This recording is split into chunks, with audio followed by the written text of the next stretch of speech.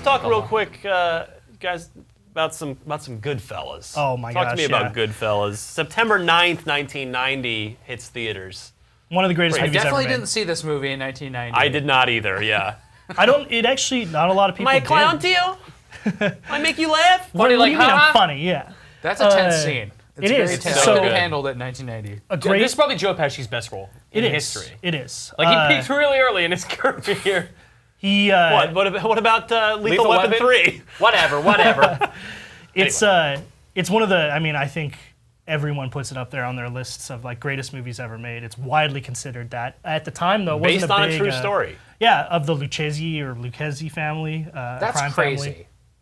I read about that too, and I couldn't believe like so much of that is based on. Oh yeah, dude, memoirs. Yeah, Henry Hill, who is the guy that Ray Liotta plays in the movie, the real life counterpart, has made a career of being like, hey, I'm the Goodfellas guy. Like he sells Goodfellas merch. Wow. I think he passed away somewhat recently. He would actually call. He was on the Howard Stern show a lot. Yeah. He would call in, and it's actually a pretty recent death. I would. Yeah, I believe so. And yeah, but what a film. I mean.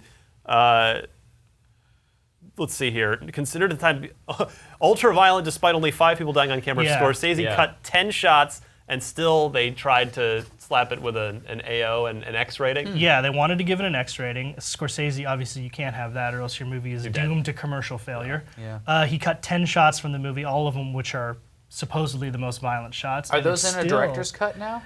There's not been a director's cut of that movie. Interesting. Yeah. That's got to happen someday, right? Unless they're like really pulpy, crappy looking special effects. I don't know. No, I mean, there's Maybe no he's special like even effects really embarrassed in the by it movie. now. He's like, yeah, they were right. This didn't need to be here. I find it hard that Marty would be really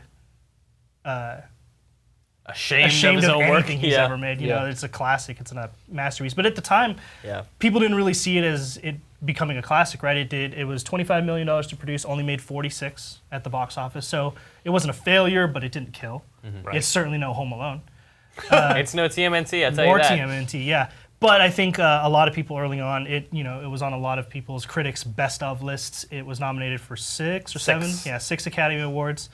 And I think ever since it's been included in that trifecta of like the mafia movies, right? You have The Godfather, you have The Godfather 2. you consider on the one movie Goodfellas and The Sopranos, you know? Yeah. In fact, inspired David Chase. Yeah, to David make The Chase. Sopranos. I mean, David Chase has been on the record as saying this a lot of times, but like that was his Bible, you know. When there's a lot of similarities in how the characters are portrayed. Sort of like this idea of just like the day-to-day of what a mobster, a gangster's life is like, and in a way, it kind of tries to make it. Like it tries to disillusion it, like make it seem like not a glorified thing, but it has the opposite effect, you know?